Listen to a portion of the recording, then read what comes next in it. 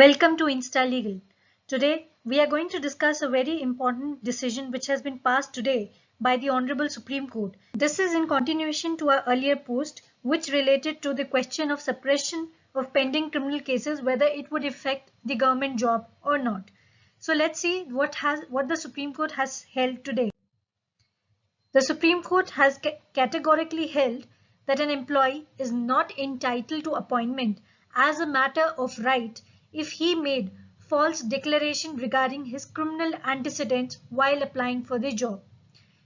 This basically was held earlier also, but in the facts and circumstances, after looking at all the other earlier decisions, the Supreme Court has reiterated that an employee cannot claim it as a matter of right to continue with the service or be entitled to the employment, irrespective of the fact that he has willfully, intentionally suppressed the criminal antecedents while filling up the form or while making a declaration.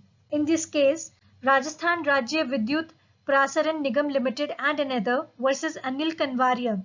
This was a civil appeal which was filed and it was decided today.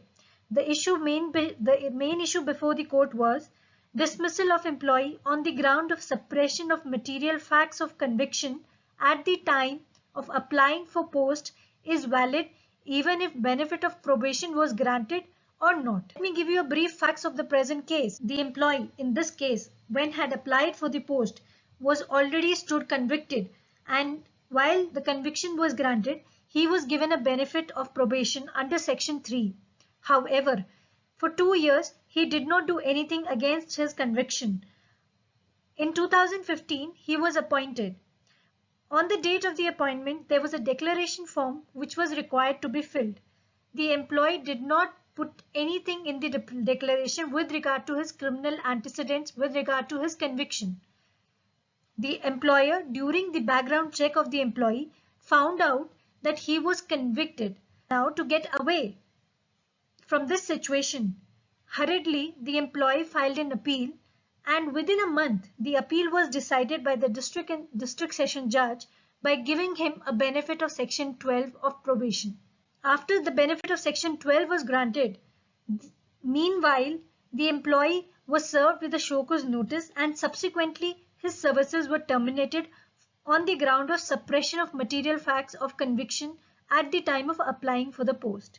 So the main issue was whether after being granted the benefit of section 12 of probation, and wherein it was clearly stated that this conviction should not become a disqualification for him, can such an employee claim as a matter of right to be appointed or to continue in the appointment of the services of the employer?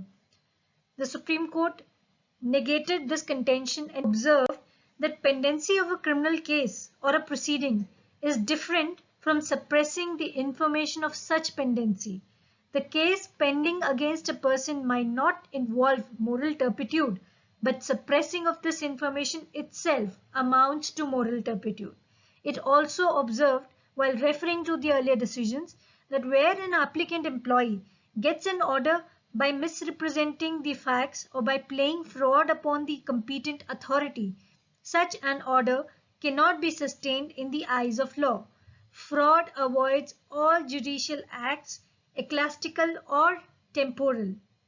Thus, the Supreme Court, while setting aside the concurrent decisions of the learned single judge and honorable division bench of the High Court, held that where the employer feels that an employee who at the initial stage itself has made a false statement and or not disclose the material facts and or suppress the material facts, and therefore he cannot be continued in service because such an employee cannot be relied upon even in future.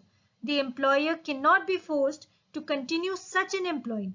The choice or the option whether to continue or not to continue such an employee always must be given to the employer.